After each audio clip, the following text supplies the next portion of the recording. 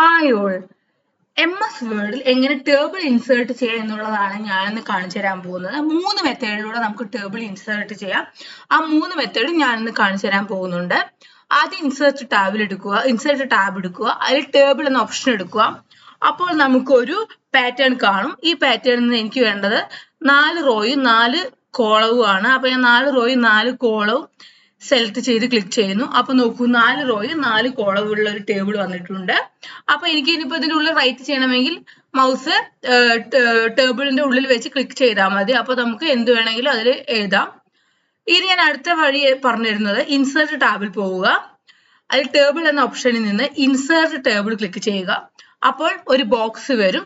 ഇതിൽ number of columns, number of row ചോദിക്കുന്നുണ്ട്. എനിക്ക് നമ്പർ ഓഫ് കോളംസ് വേണ്ടത് ഒരു 6 ആണ്. നമ്പർ ഓഫ് റോ വേണ്ടത് ഒരു 3 ആണ്. ഞാനത് കൊടുക്കുന്നു, ഓക്കെ കൊടുക്കുന്നു. നോക്കൂ, നമ്പർ ഓഫ് റോയും നമ്പർ ഓഫ് കോളവും നമ്മൾ കൊടുത്ത അത്രയും വെച്ചിട്ട് ഒരു ടേബിൾ വന്നിട്ടുണ്ട്. ഇങ്ങനെയാണ് രണ്ടാമത്തെ വഴിയിലൂടെ ടേബിൾ ഇൻസേർട്ട് ചെയ്യുക. ഇനി ഞാൻ മൂന്നാമത്തെ ഓപ്ഷനാണ് കാണിച്ചു തരാൻ പോകുന്നത്. ഇൻസേർട്ട് ടാബിൽ പോവുക, ടേബിൾ എടുക്കുക, ഡ്രോ ടേബിൾ സെലക്ട് ചെയ്യുക. ഇനി നമുക്ക് ഇവിടെ ടേബിൾ വരയ്ക്കാം.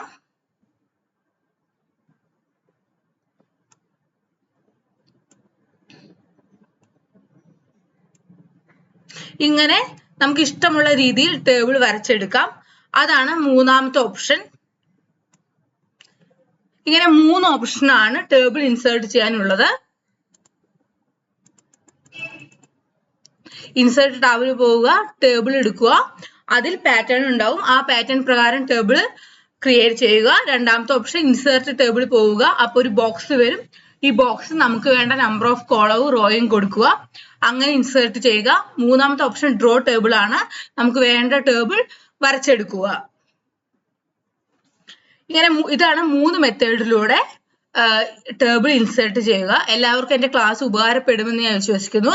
എന്റെ വീഡിയോ ഇഷ്ടപ്പെടുകയാണെങ്കിൽ ലൈക്ക് ചെയ്യാനും ഷെയർ ചെയ്യാനും സബ്സ്ക്രൈബ് ചെയ്യാനും മറക്കരുത്. Thank you. നാളെ വേറൊരു വീഡിയോയുമായി കാണാം.